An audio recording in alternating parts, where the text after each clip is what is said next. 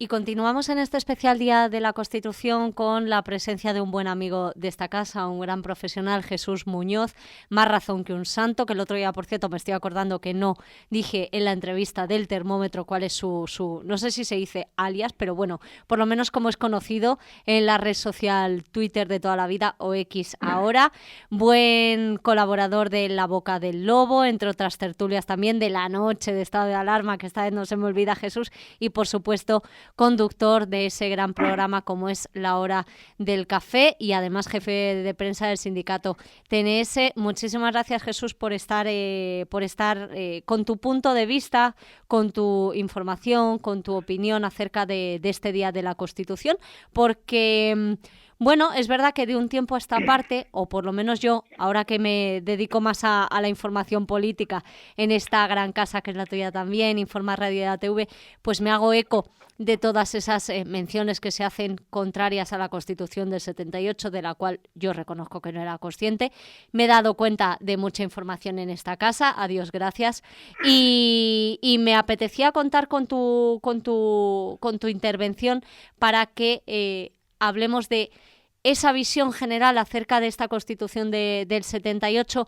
Nada tiene que ver. Te decía también fuera de micro, bueno, pues por ejemplo con la opinión de una buena asociación como es Héroes de Cavite, que ellos, por ejemplo, sí que hablaban de esa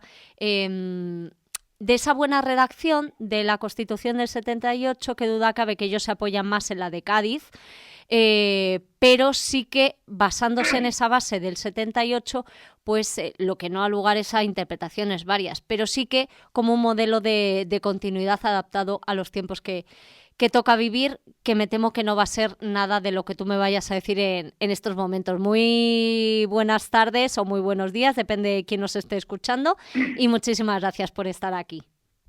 Pues vamos a dejarlo en buenas. Venga, en buenas. Muchas gracias por bienvenido invitarme, y bien hallado. Muchas gracias por invitarme a este día tan importante. Hoy es un día muy importante porque dentro de 2 días es 8 de diciembre, no Correcto. Porque hoy 6 de diciembre haya nada que celebrar. Salvo y ya que está. Sí, ese 8 de diciembre, que antes era el Día de la Madre, ese 8 de diciembre de la Inmaculada Concepción, ese 8 de diciembre del Milagro de Empel, tantas cosas que celebrar ese 8. Sí. Y que ahora, bueno, pues este puente casi es más conocido por el puente de la Constitución que por el de la Inmaculada, aunque cada uno que elija puente. Yo me quedo evidentemente con el de la Inmaculada. Pues, pero ahora ya yendo al grano, pues me alegro también que cuando hagas entrevistas de este tipo haya, digamos, opiniones no similares y en algunos puntos hasta enfrentadas, ¿no? Porque yo no creo para nada. Ahora te contestaré a todo lo que me digas, pero yo no creo para nada que lo malo de la Constitución del 78 hayan sido unas malas interpretaciones de ella. No, yo creo que la Constitución del 78 ha sido válida, es válida y será válida para lo que fue diseñada, que era destrozar España, y que miles de miserables vivieran a partir de ese momento como reyes, incluido el rey que ya lo era a nuestra costa, ¿no? Entonces, yo creo que esta Constitución ha sido positiva, pero positiva para los enemigos de España, no para España. Porque, claro, decíamos que, Jesús, que hay uno de los grandes problemas, y me voy a volver a remitir a esas palabras de Ángel Benzal, del presidente de Héroes de Cavite, de esa falta de independencia judicial encumbrada en esa figura que todos tenemos ahora en mente, y más por las últimas informaciones y porque lo representa, que es el Tribunal Constitucional. Mira, así es.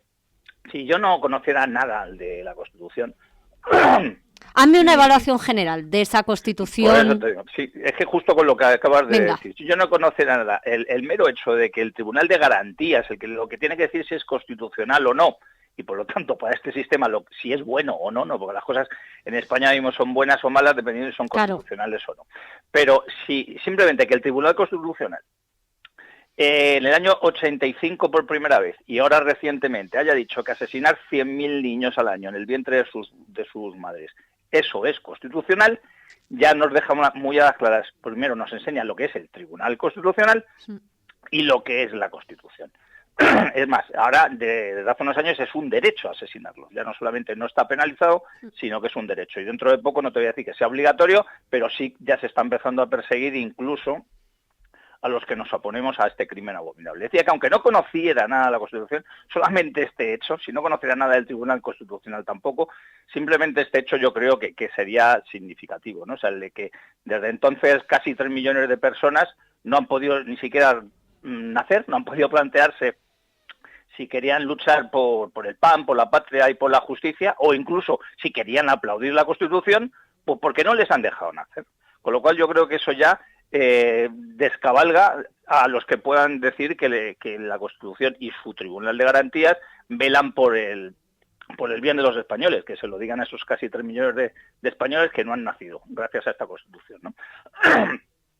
Pero, bueno, yo no tuve edad para rechazarla en las urnas, yo no tenía todavía mayoría de edad, aunque sí reconozco que mi primera campaña política, tenía entonces yo 16 años, era para pedir el no para la Constitución, y lo pedía, pues entonces no sabíamos todo lo que iba a ocurrir, ni siquiera los más adivinos podían ni siquiera presagiar lo que ha pasado casi 50 años después, ¿no?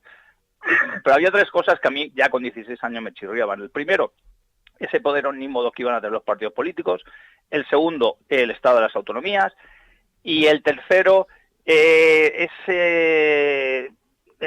irresponsabilidad, como dicen que es del jefe del Estado, que podía hacer lo que quisiera o no quisiera y nunca va a ser juzgado por ello, como hemos visto. De hecho, si Franco murió en el 75, en el 78 ya el rey, sucesor de Franco, al que traicionó, ya había dado buenas muestras de lo que iba a ser un poquito su reinado. Entonces ya a mí esas 3 cosas me chirriaban. Si encima sus padres, los padres de la Constitución, eran liberales, eran socialistas, eran comunistas, eran separatistas, pues tenían el denominador común todo de traidores, pues yo creo que ya eso dejaba muy a las claras también lo que nos íbamos a encontrar, ¿no? Sin entrar aquí artículo por artículo, ni siquiera bloque por bloque, yo siempre he dividido la Constitución en 2 tipos de articulado, en dos grandes bloques. Primero, el bloque de los artículos que van en contra de la patria, y que eso se cumplen absolutamente todos, como el 3 que evalúa el idioma español, el 6 que da el poder que decía antes omnímodo de los partidos políticos, el que, aunque el artículo 1 diga que la soberanía nacional reside en el pueblo, son estos partidos políticos los que en realidad la atesoran, el de la monarquía, que es eso, que es la forma política, pero consagraba que aunque un perjuro y un traidor iba a ser jefe de Estado, o luego lo iban a ser sus sucesores por el mero hecho de que tenían un apellido determinado, ¿no? Y luego decía que hay otro bloque. El bloque es de los que molan, artículos que molan, pero que no se cumple ni uno. O sea, podríamos reírnos tristemente, pero reírnos de el artículo 14 que habla sobre la bandera de España, que todos sabemos lo que pasa con la bandera de España en España, el 35 es el del derecho al trabajo, el del 47, que es el de la vivienda, el 43, el derecho a la salud, el derecho a la vida del 15, antes lo hemos mencionado, más de 100.000 niños al año se asesinan, el de la libertad de expresión, también nos reímos de ese en el artículo 20, el de la libertad a la enseñanza y a la educación, que en unas partes de España donde no se puede aprender ni enseñar en español, el derecho al honor, que ese es el 18, el anterior, el de la educación, era el 27, y así podía estar enumerando todo el rato artículos que no se cumplen. Es que eso te iba a decir, es que es muy fuerte, normal que le guste a la gente. Claro, son artículos por lo que no se cumplen y que serían los positivos para España. Como declaración de intenciones está muy bien, es decir, como muchas veces decimos, las mises que dicen, yo quiero que se acabe el hambre del mundo, muy bien, ¿y qué vas a hacer? Nada. Ah, pues muy bien. Pues esto igual, que yo quiero con la Constitución que todo el mundo sea feliz y todo el mundo viva bien. ¿Y qué vas a hacer? Pues nada. Pues lo dejo en manos de los partidos políticos. Y los partidos políticos son precisamente los que se han encargado de hacer cumplir todos esos artículos que he mencionado en primera posición, digamos, que son los que le dan poder a ellos y los que han dado poder pues a los enemigos de España, ¿no? Por eso digo que cuando tú has comentado, bueno, lo dejamos así, es que muchos españoles dicen, bueno, pues como me temo que las reformas constitucionales que se puedan hacer a partir de ahora nos van a dejar todavía peor, pues que no la toquen. No, señor. Si tú tienes una persona enferma con una enfermedad grave, no puedes decir, hombre, es que si le abren, lo mismo se empeora. Ya, pero es que si no se le abren, se muere. sea, ¿qué es lo que está pasando en España? O sea, si no reformamos completamente, incluso derogamos esta Constitución, porque no se puede separar esta Constitución, por ejemplo, del Estado de las Autonomías.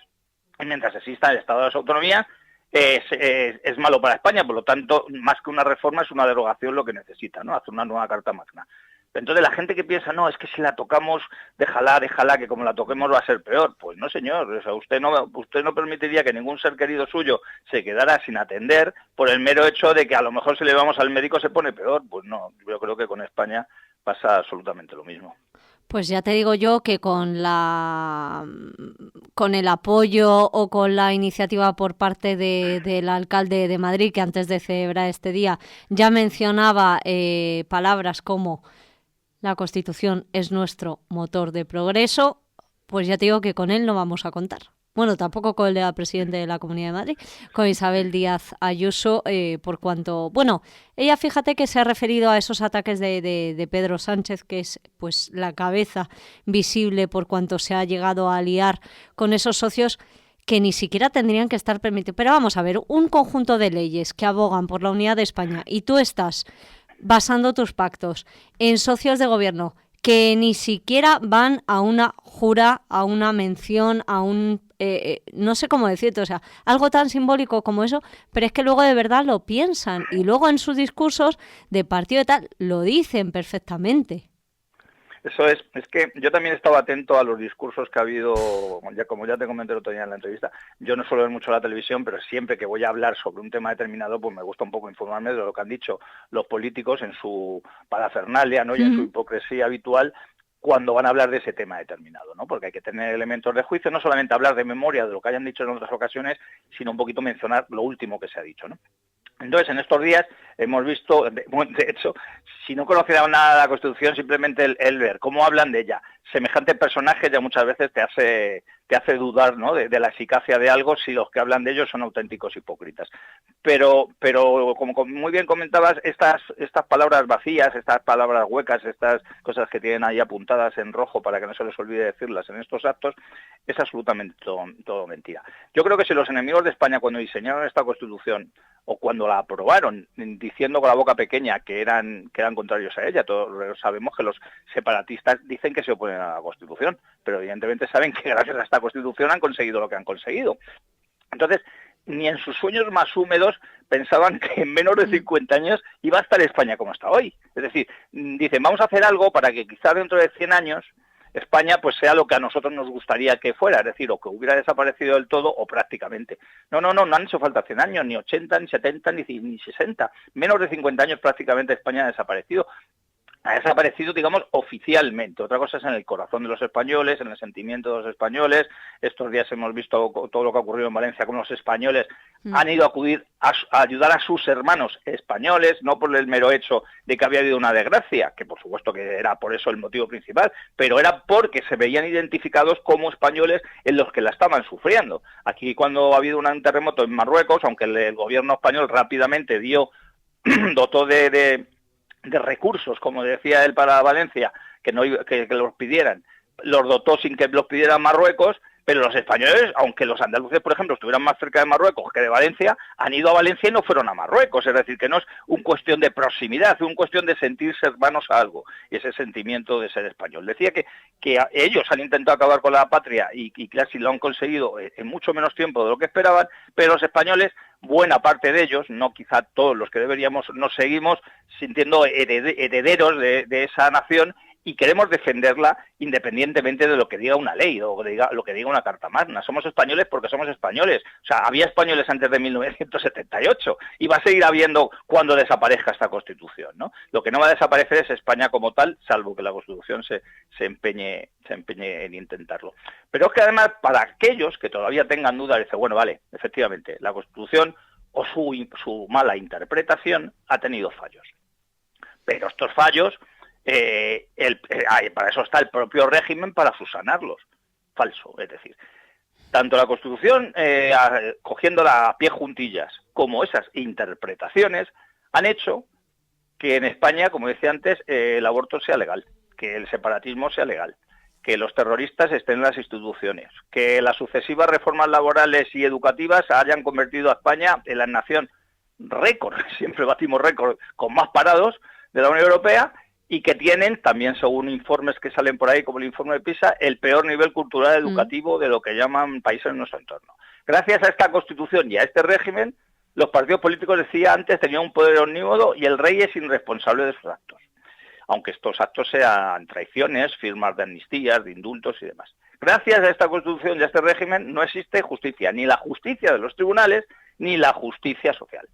Gracias a esta Constitución y a este régimen, España es un paraíso para los delincuentes, ojo, para los delincuentes, no solo nacionales. Estamos viendo estos días que todos los telediarios se abren con 200.000 casos de tribunales en los cuales están o bien ciudadanos de a pie o bien políticos, pero también somos un paraíso para los delincuentes de fuera de España. Y gracias a esta Constitución, que otorga derechos a personas que no deberían tenerlos, España está siendo invadida por tierra, mar y aire.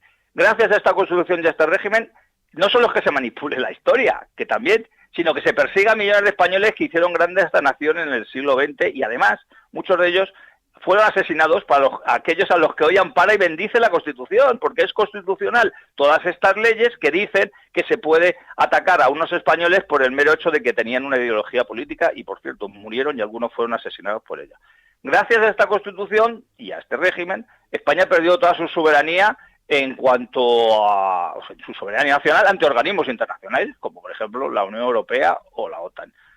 Gracias a esta Constitución y a este régimen, los ejércitos se han convertido en auténticas ONGs.